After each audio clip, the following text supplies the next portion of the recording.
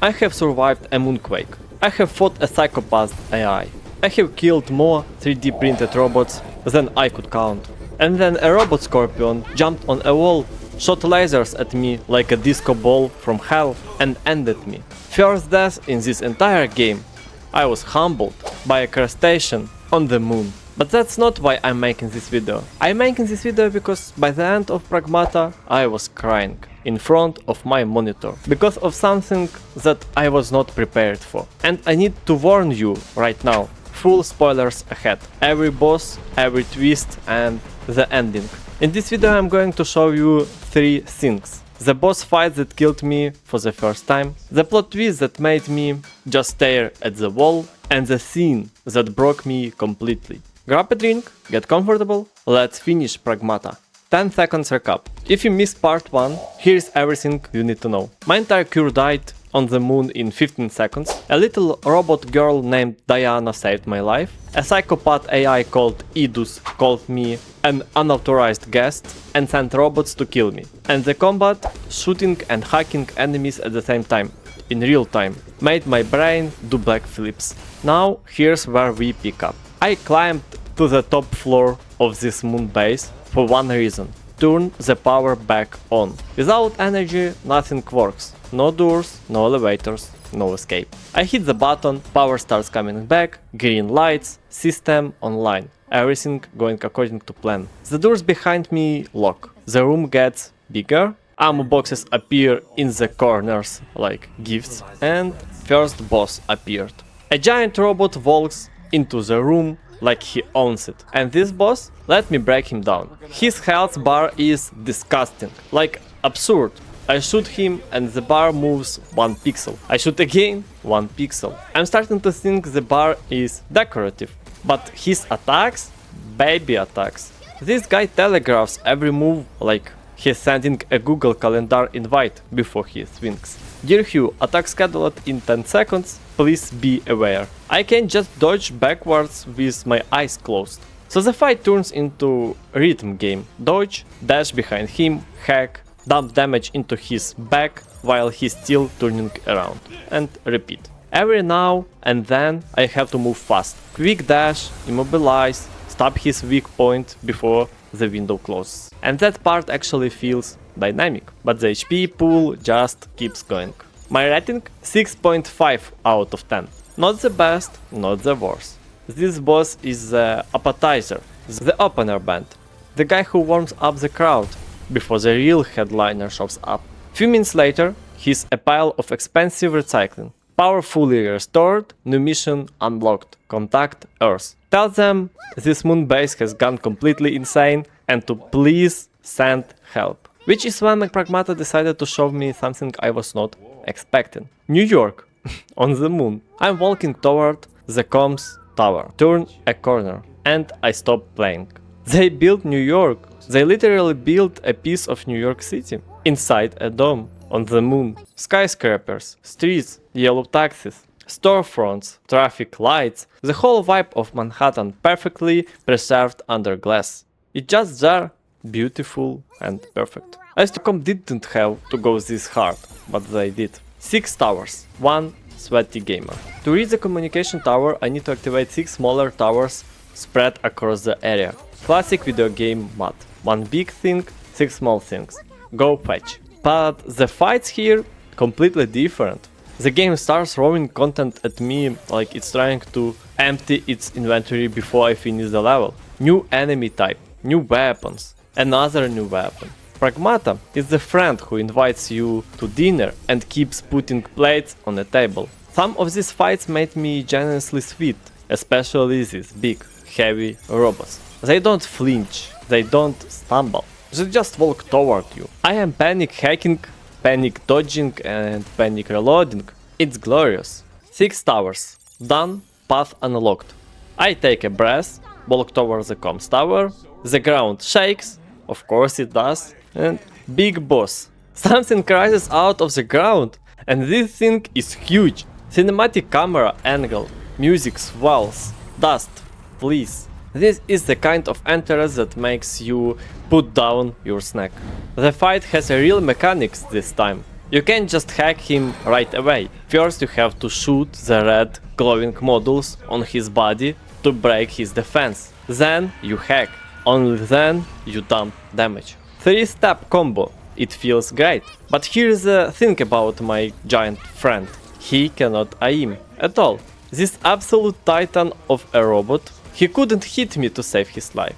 I swear, in the entire fight he landed only one attack. And that was only because I didn't understood how to dodge it yet. Every other attacks miss.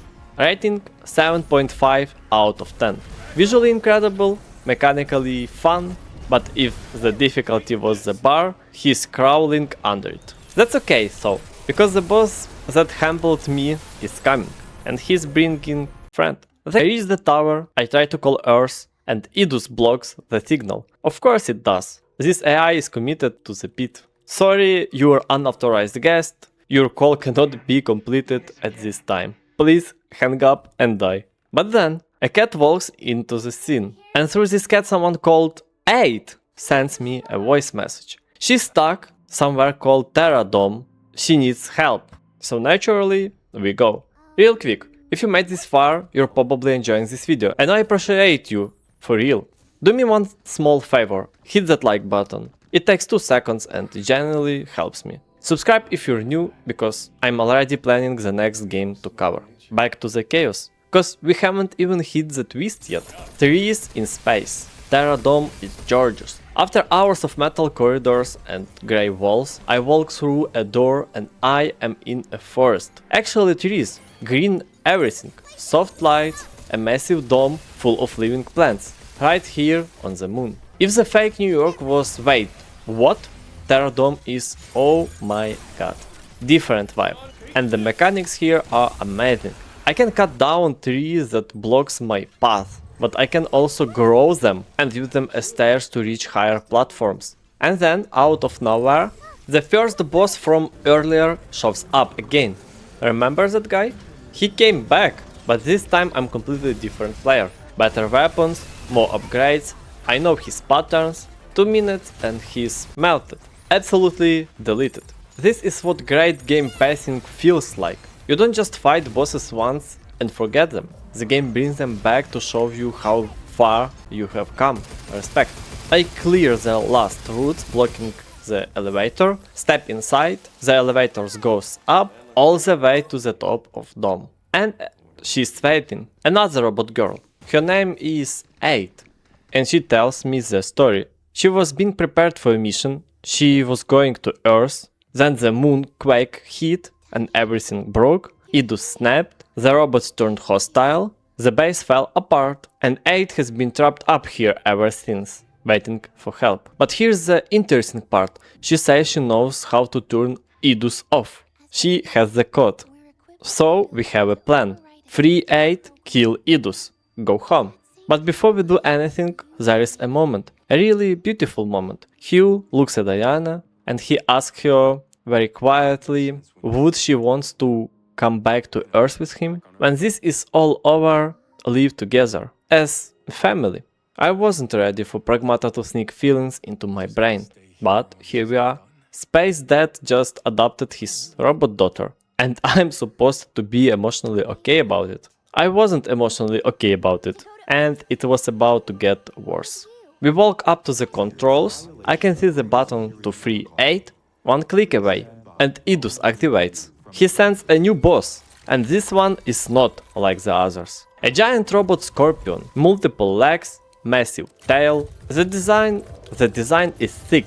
It looks like something from a nightmare that learned engineering. I looked at it and I was impressed before I was scared. I was scared about 3 seconds later. This boss jumps on the walls. He crawls around the arena like a robot spider having a caffeine crisis. He lands, fires lasers in a full sweep across the room, jumps again. My camera is spinning, I can't fight him, I'm dodging in every direction. And his attacks really hit. These aren't the schedule they invite. These are fast and sharp. And then it happens. One jump, wrong dodge, lasers, dead. Game over. First death in the entire game. The guy who survived the moonquake gone. Because of bug.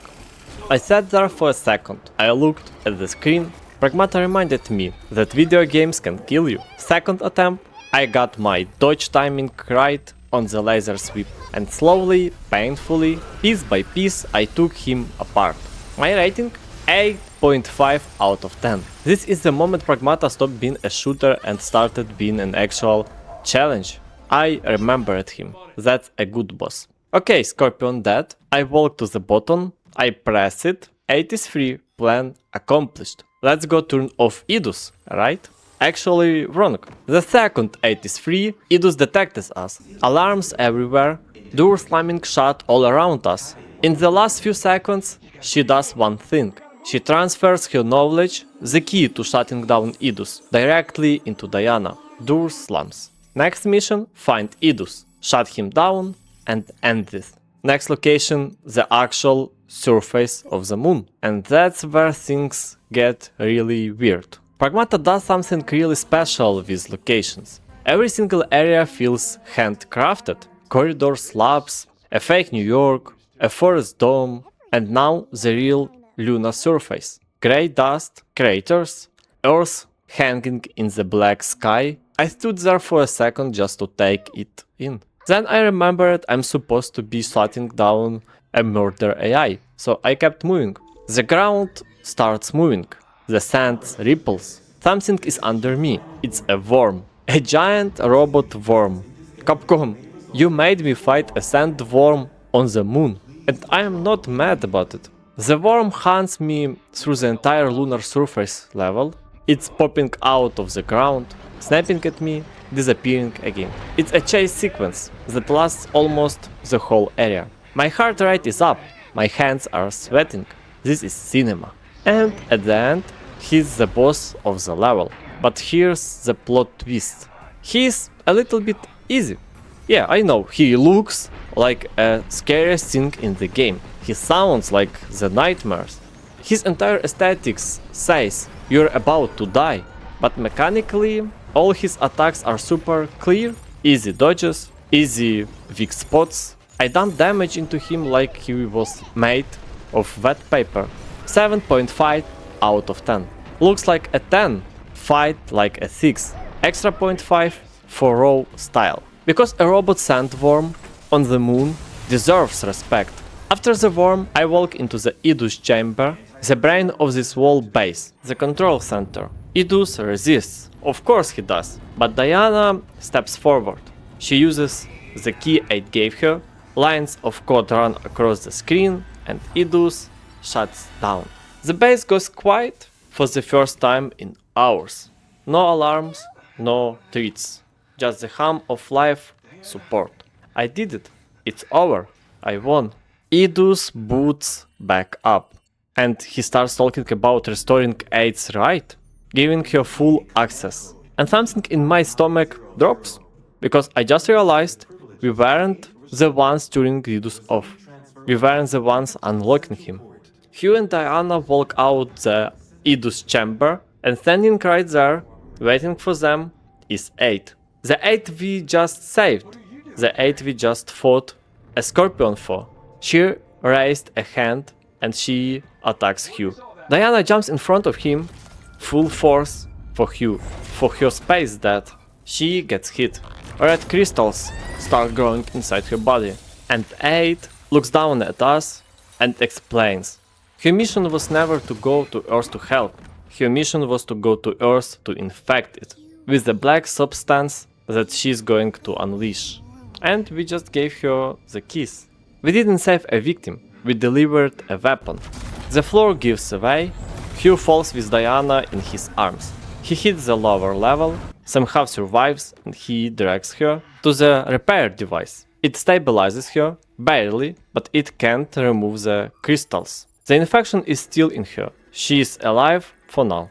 While we tried to recover Diana, we found holograms, old recordings. And this is where I learned the real story. There was a scientist, and Diana, he built her to help Daisy, his daughter. And Diana couldn't do what she was created for. So the scientist put her in storage, wiped her memory, and started over. and he built Model 8 to replace her. Diana's been sleeping in the box until the moonquake woke her up and she found Hugh. I find a reactor, the one that actually can remove the crystals, but the process takes time, and during that time Diana can help me. No hacking, no supporting. And of course, a massive enemy crashed through the wall. Without Diana's hacking, I can break its defense. I'm shooting and nothing is landing. I'm getting destroyed. And then, cinematic timing. Diana bursts out of the reactor, fully repaired, and she is different now. She learned something in there. She has a new ability, she can clean the black infection. Now, let's go hunt 8. We head to Central Port, that's where this ends. But on the way, we found out 3 things, and they get worse every time. Number 1. 8 is the one who hacked Idus in the first place. Idus wasn't a villain, Idus was a victim. Number 2. The black substance is what killed every human on this base.